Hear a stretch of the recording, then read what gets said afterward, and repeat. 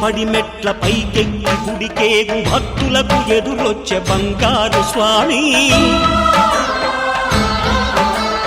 ఇరుముడులు స్పృశించి శుభమనుచు దీవించి జన బృందముల చేరే జగమేలు స్వామి తన భక్తులొనరిల్చు తప్పులకు తడబడి ఒక పక్క ఒరిగెన ఓంకారమూర్తి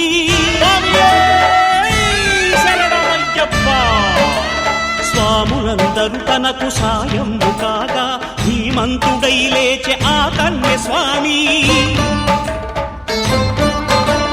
పట్టబంధము వీడి భక్తతతికై